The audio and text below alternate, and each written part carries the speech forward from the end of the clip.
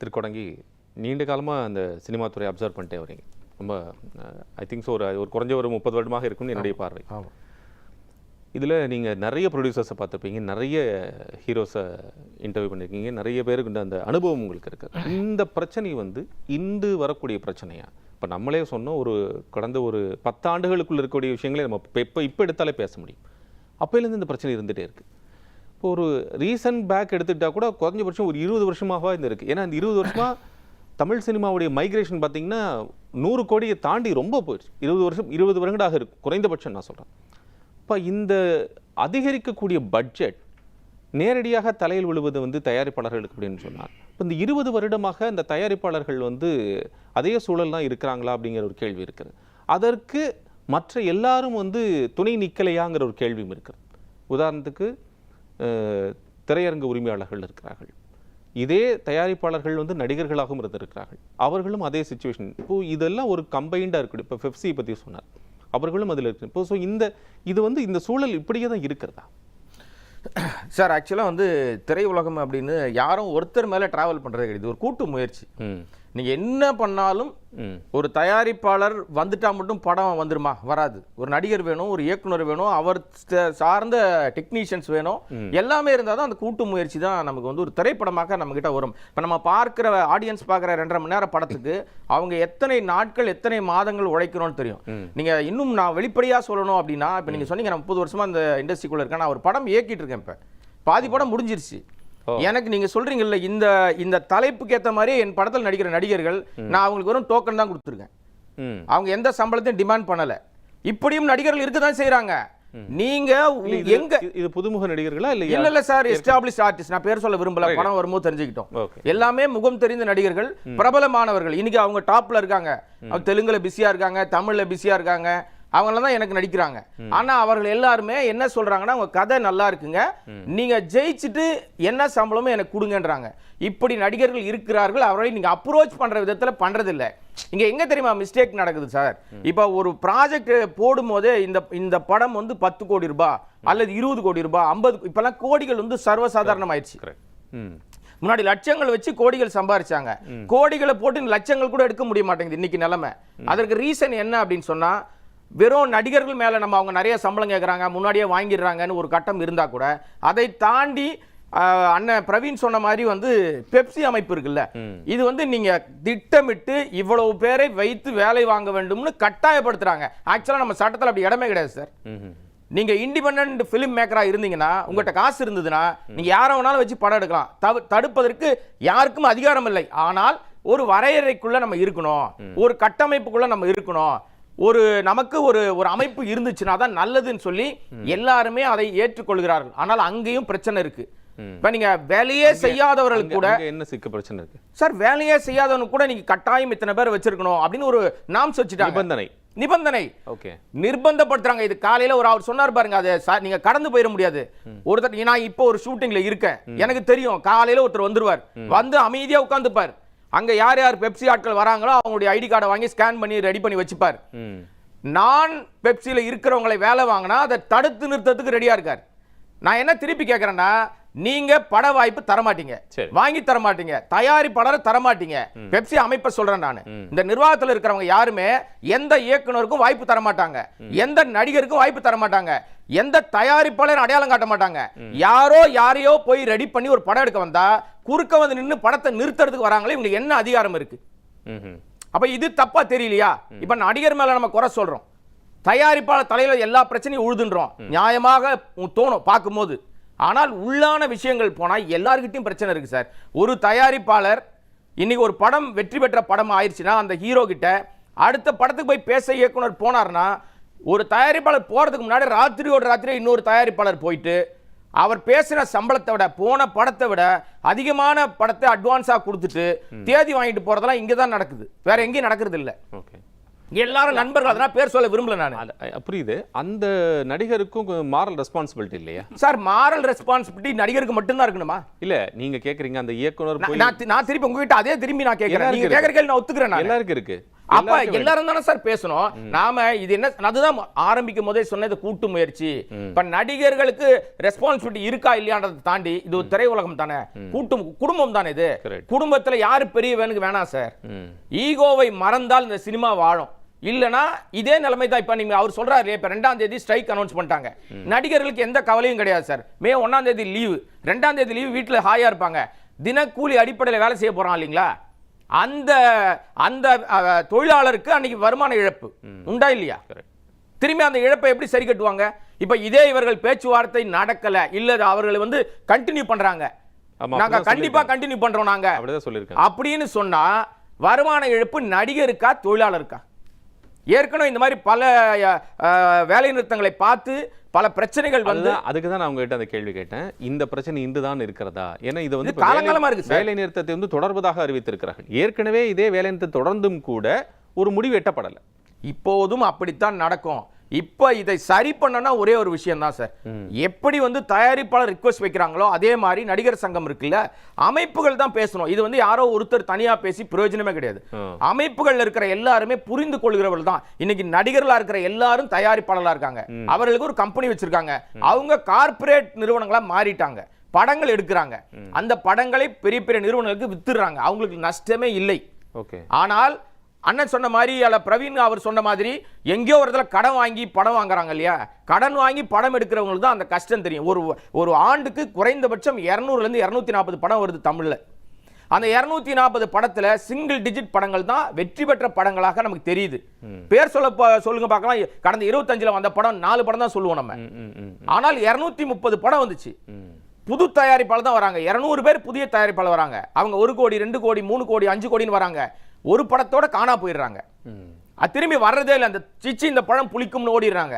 அவர்களை நெறிப்படுத்துவதற்கோ அவர்களுக்கு வழி சொல்லி கொடுப்பதற்கோ அவர்களுக்கு ஆலோசனை சொல்வதற்கோ இந்த அமைப்புகள் இதுவரை என்ன முயற்சி எடுத்திருக்காங்க? இப்ப நான் படம் எடுக்கிறேன் சார், நான் படம் எடுத்துட்டு இருக்கேன். சரி, நான் எல்லாரையும் வச்சு தான் எடுத்துக்கிட்டு இருக்கேன். இதே பெப்சி அமைப்பாய் சேர்ந்தவர்கள் ஆரம்பத்தில் என்கிட்ட வந்து நீங்க வந்து பெப்சில மெம்பரை வச்சு தான் எடுக்கணும்லாம் சொன்னாங்க. நான் தெளிவா முதல்லயே சொல்லிட்டேன், இது இண்டிபெண்டா நான் பண்ணிட்டு இருக்கேன், எனக்கு தேவையான வழிச்சு தான் படம் எடுப்பேன். அதை மீறி செய்தால் நான் வேற மாதிரி ஆக்ஷன் எடுப்பேன்னா போயிட்டாங்க. அப்ப இப்ப எத்தனை பேர் இப்படி பேசுறதுக்கு ஆள் இருக்காங்க? இது என்னுடைய தனிப்பட்ட பர்சனல் அனுபவத்தை நான் சொல்றேன். ஆனால் இது வந்து அடுத்த கட்டத்துக்கு நகரணும்னா கூட்டு முயற்சியா வந்தாதான் முடியும். அந்த கூட்டு முயற்சியை எப்படி எடுக்க முடியும்? இன்னைக்கு அவங்க தீர்மானம் போட்டாங்க இல்லையா, இது எங்களை பாதிக்கிற முடிவுன்னு நடிகர் சங்கம் ஈகோவா முடிவு எடுத்துட்டாங்கன்னா அவங்க அதை வந்து வேற மாதிரி எடுத்து ட்ரிகர் ஆயிட்டாங்கன்னு வச்சுங்களேன், இது நிலைக்குமா? எங்க போகும்? தீர்வுக்கே வராது இல்லையா? இப்ப நீங்க சொல்றீங்கல்ல சார் ஏற்கனவே இருக்கிற பிரச்சனை சார், எப்படி சார் முடிவுக்கு வரணும்? வராது. முடிவை நோக்கி வரணும்னா இந்த தீர்மானம் எடுப்பதற்கு முன்பாக தயாரிப்பாளர் சங்கம் நாங்க இப்படிலாம் யோசிக்கிறோம், நடிகர் சங்கத்தோடு கலந்து ஆலோசிக்க போகிறோம், நடிகர் சங்கம் எங்களோட ஒரு கத்துக்கு வரணும், இயக்குனர் சங்கம் வரணும், பெப்சி வரணும், எல்லா அமைப்புகளும் வரணும் அப்படின்னு சொல்லி கலந்து பேசி ஒரு முடிவெடுத்திருந்தால் இது தீர்வை நோக்கி நகரும். எதை தடுக்குது? எது அந்த நிகழ்வை தடுக்கிறது? சார் இப்போ இன்னொன்று அதுக்கு பதில் சொல்றதுக்கு முன்னாடி இன்னொன்று சொல்லிடுறேன். இப்போ வந்து தமிழ்குமரன், என்னோட அண்ணன் தமிழ்குமரன் வந்திருக்காரு, தயாரிப்பாளராக வந்திருக்காரு. அவர் ஏற்கனவே ஒரு பெரிய நிறுவனத்தில் சிஇஓவா இருக்காரு. அவருக்கு நிர்வாக பிரச்சனை என்னன்னு தெரியும். ஒரு படம் எடுக்கிறது எவ்வளவு கஷ்டம்னு தெரியும். அந்த படம் எடுத்தா அது எவ்வளவு லாபம் கிடைக்கும், எவ்வளவு நஷ்டம் வரும்னு தெரியும் நல்லாவே. எத்தனை நடிகர்கள்ட்ட அவர் மாட்டிக்கிட்டு முழிச்சாருன்னு அவருக்கு தெரியும். பிரபல நடிகர்கள் வரையும் லைக்கா படம் எடுத்திருக்கு. நம்ம யாரையும் பேரே சொல்ல வேணாம், எல்லாருக்கும் தெரியும். அப்ப அந்த அனுபவம் அவருக்கு இருக்குல்ல. அதை தாண்டி அந்த அனுபவத்திலிருந்து அவர் வந்து இப்ப தயாரிப்பாளர் சங்கத்துக்கு வந்திருக்காரு தலைவரா. இப்ப வந்தவன பல அதிரடிகளை செய்யும் போது இப்ப பிரவீன் அண்ணன் சொல்ற மாதிரி தயாரிப்பாளர் சங்கம் அதிரடி நடவடிக்கை எடுக்குது, நம்ம எல்லாம் கூட நிக்கணும் அப்படின்னு ஒரு வைப்பு வருமே தவிர இதில் சாத்தியங்கள் என்ன, சாத்திய கூறுகள் என்ன பேசணும், யாருக்கு எது பாதகமா இருக்கும் அதை சிந்திப்பதற்கு யாராவது யோசிக்கிறாங்களான்னு யோசிக்கவே இல்லை. இப்ப நீங்க எஸ்எஸ் என்ன பதில் சொல்றாரு? அவர் சொன்ன பதில் நேற்று என்ன சொன்னார் பாத்தீங்கல்ல. எல்லாருக்குள்ளே ஒரு விஷயம் இருக்கும் சார். நாம எல்லாரையும் கூட்டு பேசி கலந்து பேசி ஒரு முடிவு எடுப்பதற்கு முன்பாக நீங்க தனிப்பட்ட முறையில் ஒரு அமைப்பு ஒரு முடிவு எடுத்துட்டா நீங்க என்ன முடிவு எடுக்கிறது, நான் என்ன பதில் சொல்றதுன்னு ஒரு ஈகோ வந்துடும், ஆட்டோமேட்டிக்கா வந்துடும். அப்ப அது யாரு வந்து அதை முன்னெடுப்பாங்க, யார் குறுக்க கட்டை போடுவாங்க, இதுல யாரும் கண்டுபிடிக்கவே முடியாதுங்க. ஏன்னா தயாரிப்பாளர் இருக்கிறவங்க தான் நடிகரா இருக்காங்க, அவர்கள் அந்த அமைப்புலயும் இருக்காங்க, அந்த பொதுக்குழுக்கு அவங்களும் போயிருப்பாங்க. இயக்குனராகவும் தயாரிப்பாளராகவும் நடிகராகவும் இருக்கக்கூடியவங்க இருக்காங்க. அதுதான் சொல்ல வரேன், எல்லாருமே அங்க இருக்காங்கல்ல. அப்போ நீங்க கூப்பிட்டு பேசும்போது முதல் ஜிபி நான் என்ன எதிர்பார்த்தேன் அப்படின்னா, முதல் ஜிபில எல்லாத்தையும் பேசி நம்ம புதுசா வந்திருக்கிறோம், நிறைய நல்ல திட்டங்களை பண்ண போறோம், அல்லது இந்த சினிமாவை காப்பாற்றுவதற்காக பல விஷயங்களை எடுக்க போறோம், இதெல்லாம் முன்னெடுக்கலாம்னு இருக்கோம். எல்லா அமைப்புகளுக்கும் எங்களுக்கும் எந்த பிரச்சனையும் கிடையாது. கடந்த முறை என்னெல்லாம் நடந்திருக்கட்டும், நடந்தவையா இருக்கட்டும், நாம புதிதாக ஒரு புதிய பயணத்தை தொடங்குவோம். அப்ப எல்லாரும் வாங்க பேசுவோம், இந்த சினிமா எப்படி கொண்டு போகலாம், இதை எடுக்கணும் முன்னெடுக்கணும்னு ஆசைப்பட்டோம். நான் சில தயாரிப்பாளர்கிட்ட பேசினேன், இந்த மாதிரி வந்து ஓடிடி பிரச்சனை இருக்கு, இப்ப ஹிந்தியில இவ்வளவு ப்ராப்ளம் இருக்கு, இந்த 4 வாரங்கள் 8 வாரங்கள் பிரச்சனை எல்லாம் இருக்கு அப்படின்னா, ஆமா சார், அங்க வந்து அவங்க வந்து இவர் அண்ணன் சொன்ன மாதிரி அங்க நிறைய ரேஷியோக்கள் இருக்கு, இந்த அடிப்படையில் அவங்க எடுத்துக்கிறாங்க.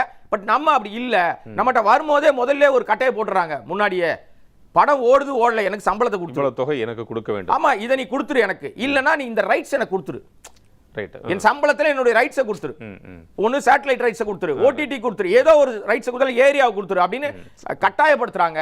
அப்ப தயாரிப்பாளர்கள் கடைசியில மாட்டிக்கிறாங்க. அவர்கள் வந்து வேற வழி இல்லாம விரலுக்கு, இப்ப நீங்க மோதிரம் தான் அந்த விரல போடணும்னா விரல்ல மோதிரம் தான் போடணும், காசு நிறைய இருந்தா கூட வளையல் மாட்ட முடியாது, அல்லது பெரிய லெவல்ல வெறும் நீங்க செய்ய முடியாது. அப்ப அந்த அடிப்படையில் இந்த கதைக்கு நடிகர் எவ்வளவு பெரிய நடிகரா இருக்கலாம் சார், இந்த கதைக்கு இதுதான் தேவை அப்படின்னா பட்ஜெட்டில் கவனத்தை இயக்குனர் தான் வைக்கணும். அந்த சூழல் தமிழ்நாட்டில் தமிழ் திரையுலகில் இருக்கிறதா?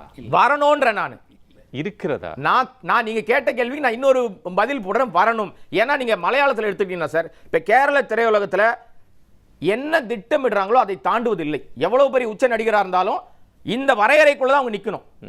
அதை தாண்டி நீங்க உங்களுக்கு வசதிகள் வேணும்னா நீங்க செஞ்சீங்க தனியா, எங்க பட்ஜெட் இவ்வளவுதான், ஓகே, அங்க கேரவேனே கொடுக்க மாட்டாங்க சார். ஆனா இங்க சிறிய நடிகர்கள் கூட கேரவேன் வேணும். நான் கூட சமீபத்தில் ஒரு செய்தி பார்த்தேன், அது வந்து உண்மையிலேயே ஒரு ஆச்சரியமாக இருந்தது. மம்முட்டி அவர்கள் குறித்தான ஒரு செய்தி. கேரவேன் இல்லாமல் வெளியில் சாதாரணமாக வந்து ஒரு அசிஸ்டன்ட், அதாவது அவருக்கு அந்த கூட வேலை செய்வதற்கு உதவியால் இல்லை, அது கூட இல்லாமல் கொடை பிடிப்பதற்கு கூட இல்லாமல் அவர் அங்கே தனியாக உட்காந்து ஷூட்டிங் ஸ்பாட்டில் உட்காந்து ஒரு புஸ்தகம் படித்து கொண்டு இருக்கிறார் அப்படிங்கிற ஒரு செய்தி. அது கூட முன்னாடி கூட இல்லை, அவர் முன்னாடி ஒரு நம்ம படிச்சிருக்கோம், இப்போ இருக்கக்கூடிய இவ்வளவு பெரிய உச்ச நட்சத்திரமாக அறியப்பட்டவரும் கூட அந்த இடத்துல இருக்கிறார் அப்படிங்கிற ஒரு சொல்லு. இப்போ நீங்கள் சொன்ன நடைமுறையில் வந்து இதெல்லாம் இயல்பாகவே வரும் சார். இப்போ நம்ம நடிகர்களுக்கும் வரும், இவர்களை யார் மாத்திரா தெரியுமா? இப்போ எனக்கு நீங்கள் வருத்தமே படக்கூடாது, தயாரிப்பாளர் நண்பர்கள் நிறைய பேர் இருக்காங்க, வருத்தமே படக்கூடாது, இதை மாற்றுவது அவர்கள் தான். ஏன்னா சொபிசிகேட்டட் லைஃபை, சொகுசு வாழ்க்கையை இவர்களே கொடுத்துட்டு ஐயோ அவங்க கேட்குறாங்களே, ஐயோ அவங்க கேட்குறாங்கண்ணே சார், யாருமே அண்ணே இது வந்து பட்ஜெட்டில் எடுக்கிறேண்ணே எனக்கு கொஞ்சம் அட்ஜஸ்ட் பண்ணிங்கண்ணே, இதுக்கு தான் நான் என்னுடைய படத்தை உதாரணமாக சொன்னேன். இதில் நடிக்கிறவங்களும் முகம் தெரிஞ்ச நடிகர்கள் தான். அவனை முதல்ல போய் சொல்லிட்டேன், அண்ணே இந்த படம் எடுக்கிறது நான் தான், தயாரிக்கிறது நான் தான், டைரக்ஷனும் நான் தான், என் மகனுக்காக ஒரு விஷயத்தை நான் எடுக்கிறேன், எனக்காக அட்ஜஸ்ட் பண்ணி வாங்கன்னு போய் கேட்கிறேன். அதை ஏற்றுக்கொண்டு வருகிறார். ஏற்றுக்கொண்டு இப்போ அவங்க வந்து வெளிப்படங்கள்ல பல லட்சங்கள் சம்பளம் வாங்குறாங்க, என்கிட்ட கேட்கவே இல்லை. அப்ப நீங்க திரையுலகத்துல படம் நல்லா இருந்து கதை நல்லா இருந்தா நடிக்க தயாராக இருக்கிற நடிகர்கள் இருக்குதானே செய்யறாங்க. அப்ப கேட்கிறவர்கள் சரியாக கேட்கலன்னா நீங்க உங்களுக்கு சிக்கல் வருதுன்னா நீங்க அங்க போய் கதறி என்ன பிரயோஜனம்? சரி, ஓகே. இப்ப இது வந்து உச்ச நட்சத்திரங்களா இருந்து இருக்கிறவங்களுக்கு இது எப்படி பொருந்தும் சார்? நாங்க உச்ச நடிகராக இருக்கிறவங்களும் நிச்சயமாக சொன்னால் புரிந்து கொள்கிற இடத்துல தான் இருக்கிறாங்க அவங்க. நீங்க இன்னொரு ஸ்கிரீன் போடாதீங்க அவங்களுக்கு. இப்ப நீங்க ரஜினிகாந்த் கிட்ட போயிட்டு சார் இதுதான் சார் படத்தோட பட்ஜெட், இந்த பட்ஜெட்ல இப்படி ஒரு விஷயங்கள் பண்றோம் சார், நம்ம கடந்த முந்தைய படத்துல இவ்வளவு ப்ராப்ளம் இருக்கு சார், எனக்காக நீங்க வந்து உங்களுடைய ஊதியத்துல நான் இதை கொடுத்துறேன், படம் முடிஞ்ச பிறகு கொடுக்குறேன் அப்படின்னு சொல்லி அவர்கிட்ட போய் கேட்டு அவர் மறுத்திருந்தால் நீங்க சொல்லலாம். யாரும் அப்படி கேட்கல, முன்னாடியே நீங்க போய் கொடுத்துறீங்க. கேட்கவே இல்ல. யார் சார் கேட்டா? கேட்டதாக ஏதாவது ஆதாரம் இருக்கா? இப்ப எங்க அண்ணன் வந்து தயாரிப்பாளராக இருக்கார், இயக்குனராக இருக்கார், நான் வந்து எல்லாம் தெரியும். இப்ப பிரவீன் காந்தி இருக்கார், யாராவது ஒருத்தர் இந்த மாதிரி போய் உச்ச நடிகர்கள்ட்ட நாங்க இப்படி சொன்னோம், சில பேரை தான் நாங்க அடையாளப்படுத்த முடியும் உச்ச நடிகர்னு சொல்லிட்டு, அவங்க யாராவது போயிட்டு இந்த சிக்கல் இருக்கு நாம இதை சேர்ந்து செய்வோம் பின்னாடி நாங்க இதெல்லாம் செய்வோம்னு சொல்லி அவங்க மறுத்தாங்கன்னு சொல்லுங்க. நான் ஒரு கேள்வியா வைக்கிறேன், ஒரு கோரிக்கையா வைக்கிறேன், நீங்க செய்யாம அது நடக்கலன்னு சொல்லாதீங்க தயவுசெய்து. எல்லாருமே அப்படி கிடையாது சார். ஏன்னா அவங்களும் தயாராகத்தான் இருக்கிறார்கள், ஆனால் ஏதோ ஒரு ஸ்கிரீன் இடையில இருக்கிறதா நீங்க அந்த ஸ்கிரீனை உடைங்கன்னு சொல்றேன். இப்ப நீங்க சினிமா நல்லா இருக்கணும்னு ஆசைப்படுறீங்கல்ல, திரையுலகம் நல்லா இருக்குதான முயற்சி எடுக்கிறீங்க, இப்போ ஒரு முயற்சி வந்திருக்காருல்ல, கை கோத்து போங்க, கூட போங்க, எல்லாரையும் கூப்பிடுங்க, அரவணைத்து பேசுங்க. திரையுலகம் குடும்பம் சார், குடும்பத்துக்குள்ள 1000 பஞ்சாயத்து இருக்கும், தயவுசெய்து வெளியே காட்டாதீங்க, உள்ளே அடிச்சுக்குங்க, வெளியே வரும்போது எல்லாரும் ஒன்னா வாங்க, ஆனந்தம் கொண்டாட வீடா வெளியே வாங்க, அதுதான் நம்ம விரும்புறோம். கொடைங்க சார், ரொம்ப சுருக்கமாக உங்ககிட்ட நான் எதிர்பார்க்கறது, இந்த அனைத்து சங்கங்களும் ஒருங்கிணைந்து ஒரு முடிவெடுப்பதற்கான சாத்தியக்கூறு இருக்கா? இல்லை, ஆக்சுவலாக சாத்தியக்கூறு இருக்கான்னு கேட்கறத விட வரணும்னு நான் விரும்புறேன். நான் மட்டும் இல்ல, திரையுலகை நேசிக்கிற எல்லாருமே இதுதான் விரும்புவாங்க. நீங்க வந்து இங்க வந்து ஈகோ பார்க்க கூடாது சார். நான் பெரியவனா நீ பெரியவனா வேண்டாம், ஒரு ஓரமா வைங்க. இந்த சினிமா வாழ்ந்தாதான் நீங்க வாழ முடியும். இந்த சினிமாவுக்கு முதலாளிகள் யாரு? தயாரிப்பாளர்கள் தான். காலங்காலமாக முதலாளிகள்னு சொன்ன அந்த அவங்கள இன்னைக்கு கடைநிலை ஊழியர் பாத்திரங்கள் வராங்க பாருங்க, அவங்கள விட கேவலமாக்கிட்டாங்க. காசு போய் எங்கேயோ கடன் வாங்கிட்டு வருது தயாரிப்பாளர். ஆனா பேர் வாங்குறது யார் வாங்குறாங்க? அந்த நிர்வாகத்தில் யாருக்கு பேர் கிடைக்குது? இப்ப இயக்குனர் வந்து ஒரு திட்டம் போடுறாரு, ஒரு பட்ஜெட் போடுறாரு, இயக்குனர் தான் கேப்டன். கேப்டன் தான் வந்து சரியா அதை வந்து அதை கொண்டு போனோம். பல நேரங்கள்ல பல இடங்கள்ல கேப்டனா இருக்கிறவங்க என்னைக்கோ வந்து அவங்க நடிகர்கள் கிட்ட போயிட்டாங்க. முதல்ல சினிமா வந்து தயாரிப்பாளர்கிட்ட இருந்தது, அதுக்கப்புறம் இயக்குனர்கள்ட்ட இருந்தது. இன்னைக்கு தீர்மானிக்கிற இடத்துல நடிகர்கள் இருக்காங்க. நடிகர்கள் தான் தீர்மானிக்கிறாங்க, இவர் இயக்குனரா வேணும், இவர் வந்து கேமராமேனா வேணும், இவர் தான் எனக்கு வந்து டிஓபியா வேணும், இவர் இந்த மாதிரி வேணும்னு சொல்லி மாத்துறாங்க. நான் என்ன சொல்ல வரேன்னா, இது என்ன வேணா மாத்திட்டு போங்க, ஆனால் இண்டஸ்ட்ரி நல்லா இருக்கணும்னா எல்லாருமே ஒன்னா இருந்தால், நான் வந்து ஒன்னா இருக்கணும்னு சொல்றேன். ஆனால் இருக்கிறாங்களான்னா இது வரைக்கும் இல்ல சார். இப்போ வந்து தமிழ்குமரன் வந்து வந்திருக்கார், புதிய அறிமுகம். ஆனா அவர் ஏற்கனவே இந்த இண்டஸ்ட்ரிக்குள்ள தான் இருக்கிறார். பல பெரிய படங்களை எடுத்தவர், படம் எடுத்த அனுபவம் மிக்கவர். அவருக்கு நிறைய நஷ்டங்களையும் சந்திச்சார். அந்த நிறுவனம் பெரிய நஷ்டங்களாம் சந்திச்சுது. அப்ப நஷ்டம் லாபம் எல்லாம் தெரிஞ்சிருக்கு. அதோட சேர்ந்து எல்லாரோட ஃப்ரெண்ட்லியா இருக்கார். இந்த தேர்தல்லே பாத்தீங்கன்னா எல்லார்கிட்டையும் அவர் வாக்கு போய் கேட்டார். அவர் வந்து முன்னாடி இருந்தவங்க, அவங்க பொறுப்புல இருந்தவங்க அதெல்லாம் தாண்டி எல்லார்கிட்டயுமே ஃப்ரெண்ட்லியா போனாரு. ஒரு பெருவாரியான வெற்றியை வந்து முதல்ல கணிச்சிட்டாங்க, தமிழுக்குமே ஜெயிச்சிருவாரு. ப்ரொடியூசர் தேர்தல் அதையும் தெளிவுபடுத்த, தயாரிப்பாளர் தேர்தல் ஏன்னா அவர் தெளிவா சொல்றீங்க, அவர் எலெக்ஷன்ல நிக்கிறாரு. ஓகே ஓகே ஓகே, நான் வந்து சார் இல்ல நான் வந்து தயாரிப்பாளர் சங்க தேர்தலில் அவர் எல்லார்கிட்டையும் ஃப்ரெண்ட்லியா போய் அறிமுகம் இருந்தது. அந்த அடிப்படையில் அவர் வந்து பெருவாரியான வெற்றி முன்னாடியே கணிச்சிட்டாங்க, அவர் ஜெயிச்சிருவாருன்னு சொல்லிட்டு. அந்த அடிப்படையில் இப்ப எல்லார்கிட்டையும் நல்ல நெருக்கத்தை வைத்திருக்கிறார்ல. இப்ப நீங்க கேட்ட கேள்விக்கு அவரால் விடை காண முடியுமான அதை தான் முன்னெடுக்கிறார். இந்த முன்னெடுப்பை நான் என்ன ஃபீல் பண்ணேன்னா, எல்லாரையும் கூப்பிட்டு வச்சு செஞ்சிருக்கலாம். இப்ப நீங்க எடுத்த உடனே ஸ்ட்ரைக் அப்படின்னு சொல்லிட்டாலே ஒரு சிக்கல் உள்ள வந்துரும். அது வரக்கூடாதுன்னு நினைக்கிறேன், பட் வராது. ஏன்னா இனிமே போற காலங்கள் இப்ப எல்லாருக்கும் பேச ஆரம்பிச்சிட்டாங்கல்ல, எல்லாரும் சொல்றாங்கல்ல, அப்ப நம்ம இண்டஸ்ட்ரி நல்லா ஒரு முன்னெடுப்பு அமைதிக்குன்னு சொல்லுங்க. நிச்சயமாக இப்ப இயக்குனர் சங்கமும் இதுல முன்னெடுக்கணும். குறிப்பாக அதிகப்படியான பணங்கள் வந்து எங்க சரிமா போகுது, நடிகர்களுக்கு சம்பளம் போறதை தாண்டி அதே அளவுக்கு தொழிலாளர்களுக்கு ஒரு பெரிய தொகை போகுது சார்.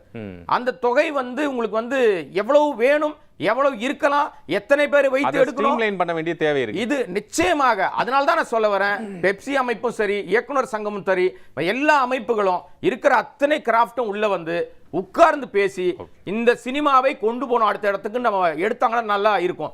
முன்னாடி ஜெயலலிதா அவருடைய காலத்துல அம்மா திரையரங்கம்னு ஒண்ணு, இப்ப அண்ணன் சொன்னார்ல, அதுக்கு முன்னோடியா முதல்ல பிளான் போட்டாங்க. 50 இருக்கைகள் 100 இருக்கைகள் கொண்ட திரைப்பட அந்த தியேட்டர்லாம் உருவாக்கணும்னு. நீங்க மலேசியா சிங்கப்பூர்லாம் போனவங்களுக்கு எல்லாம் தெரியும், அங்கெல்லாம் இந்த மாதிரி குட்டி குட்டி யூஎஸ்ல எல்லாம் இருக்கு. அந்த மாதிரி சின்ன சின்ன திரையரங்குகள் நிறைய இருக்கு. அந்த மாதிரி ஏன் இவங்க கொண்டு வரலன்னா, பெரிய திரையரங்குகள் மால் திரையரங்களே போயிட்டு இருக்காங்க. நீங்க வந்து ஒரு மெகா பட்ஜெட்டுக்கு நீங்க அங்க போலாம்.